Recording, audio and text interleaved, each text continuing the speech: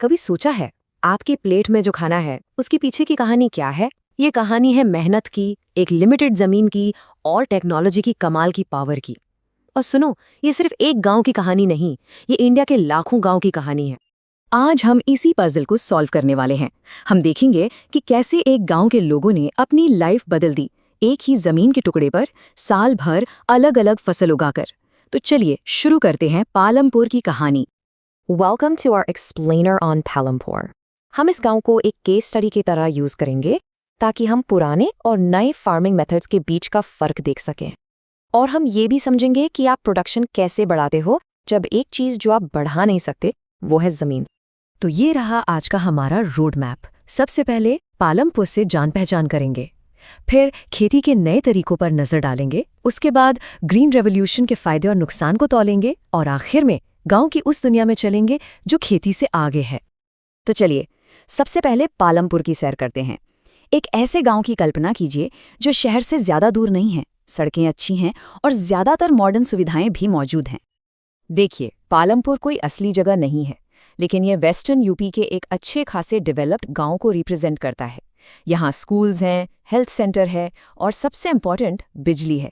यही चीज़ें इसे एक परफेक्ट मॉडल बनाती हैं, ये समझने के लिए कि इकोनॉमिक चेंजेस कैसे लाए जा सकते हैं।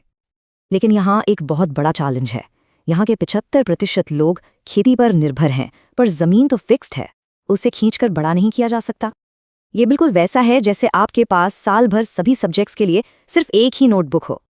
तो वो अपनी पैदावार यानी आउटपुट कैसे बढ़ाएं? आप प्रोडक्शन को एक रेसिपी की तरह सोच सकते हो, जिसमें 4 ज़रूरी इंग्रेडिएंट्स हैं: लैंड यानी ज़मीन, लेबर यानी मेहनत, फिजिकल कैपिटल जिसका मतलब है औजार और पैसा, और ह्यूमन कैपिटल जो है ज्ञान और स्किल।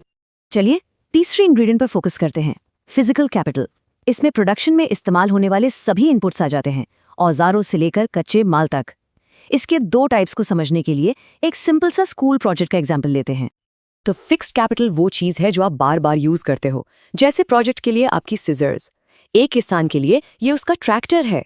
वहीं वर्किंग कैपिटल एक बार में ही यूज हो जाता है, जैसे उसी प्रोजेक्ट के लिए चार्ट पेपर। किसान के लिए इसका मतलब हुआ बीज, खाद और पैसा।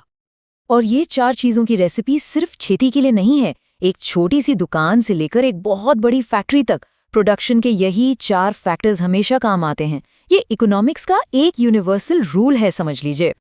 तो अब जब हम प्रोडक्शन की रेसिपी समझ गए हैं, चलिए देखते हैं पालमपुर के किसानों ने अपनी फिक्स्ड जमीन की प्रॉब्लम का क्या शानदार सॉल्यूशन निकाला।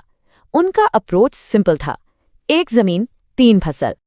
उनकी पहली स्ट्रैटेजी थी मल्टीपल क्रॉपिंग। इसका सीधा सा मतलब है एक ही खेत पर एक ही साल में एक के बाद एक अलग अलग फसलें उगाना। मतलब जमीन को साल भर बिजी रखा जाता है, कभी खाली नहीं छोड़ा जाता। ये देखिए पालमपुर का साल भर का फार्मिंग कैलेंडर। बारिश के मौसम में वो ज्वार और बाजरा उगाते हैं, अक्टूबर से दिसंबर के बीच आलू की बारी आती है और सर्दियों में गेहूं बोया जाता है। खेत कभी आराम नहीं करते। लेकिन ये नॉन स्टॉप खेती आखिर पॉसिबल कैसे हुई? इसका जवाब था बिजली। गांव में बिजली आने से ट्यूबवेल्स चलने लगे, जिन्होंने पुराने धीमे सिंचाई के तरीकों को रिप्लेस कर दिया। बेहतर सिंचाई का मतलब था कि मल्टीपल क्रॉपिंग अब एक हकीकत बन सकती थी। फिर 1960s के आखिर में पालमपुर के किसानों ने एक और बड़ी छलांग लगाई, द ग्रीन रेवोल्यूशन यानी हरित क्रांति। इस आंदोलन ने इंडियन फार्मिंग का पूरा नक्शा ही बदल कर रख दिया। ग्रीन रेवोल्यूशन का दिल थे HYV सीड्स यानी हाई यील्डिंग वैरायटी बीज। ये कोई मामूली बीज नहीं थे, इन्हें साइंटिफिकली डेवलप किया गया था ताकि हर पौधे से पहले से कहीं ज्यादा अनाज मिल सके। पहले पुराने बीजों से 1 हेक्टेयर जमीन पर लगभग 1300 किलोग्राम गेहूं उगता था। ये नंबर याद रखिएगा, क्योंकि आगे जो आने वाला है वो कमाल का है। हाई बीज, केमिकल फर्टिलाइजर्स और बेहतर सिंचाई के कॉम्बिनेशन से पैदावार सीधा 3200 किलोग्राम पर हेक्टेयर तक पहुंच गए, मतलब डबल से भी ज्यादा। किसानों के लिए एक बहुत बड़ी जीत थी। तो प्रोडक्शन आसमान छू रहा था और किसान पहले से ज्यादा खुशहाल थे। तो क्या सब कुछ परफेक्ट था? बिल्कुल नहीं। हर बड़ी जीत की एक कीमत होती है। अब ग्रीन रेवोल्यूशन का दूसरा पहलू देखते हैं। सवाल ये है कि इस बम्पर प्रोडक्शन के लिए क्या कीमत चुकाई गई? इसके अनचाहे परिणाम क्या थे? इसकी एक भारी एनवायरमेंटल कीमत थी। केमिकल फर्टिलाइजर्स की ज़रूरत से ज़्यादा इस्तेमाल ने मिट्टी की नेचुरल उपजाऊ शक्ति कम कर दी। लगातार सिंचाई से ज़मीन के नीचे का पानी यानी ग्राउंड वाटर लेवल तेज़ी से नीचे गिर गया और यही केमिकल्स बचे हुए पानी को भी गंदा कर रहे थे। और इसका असर भी सब पर बराबर नहीं हुआ। पालमपुर की 1/3 फैमिलीज के पास जमीन ही नहीं थी।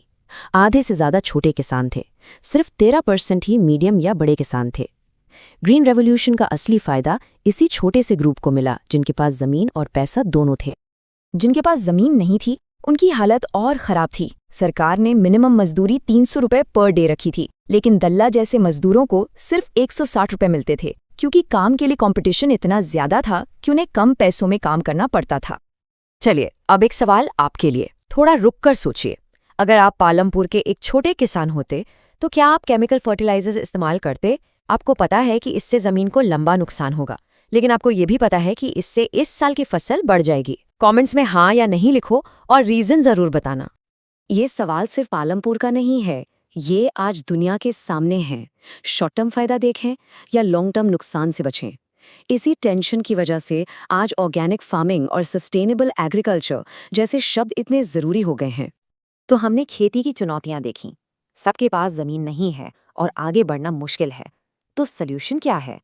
कई लोगों के लिए इसका जवाब खेत से बाहर देखने में था। पालमपुर के लोगों ने खेती से परे अपने लिए एक अलग दुनिया बनाई।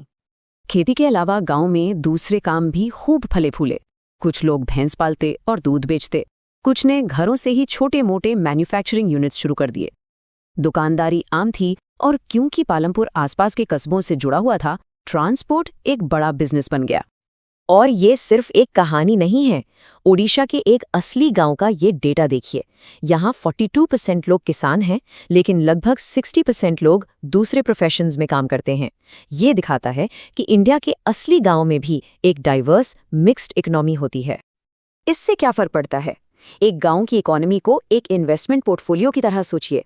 अगर आप सारा पैसा एक ही स्टॉक में लगा दें तो रिस्क बहुत ज़्यादा है, लेकिन अगर आप डाइवर्सिफाई करते हैं तो आप उस रिस्क को कम कर देते हैं।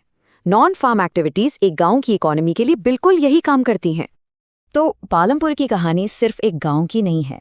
ये हमें दिखाती है कि एक गांव एक कॉम्प्लेक्स माइक्रो इकोनॉमी है जो चैलेंजेस से भरी है, लेकिन साथ ही इनोवेशन और आगे बढ़ने की लगन से भी भरी है। और अब आखिरी सवाल आपके लिए। पालमपुर की कहानी इंडिया की कहानी है।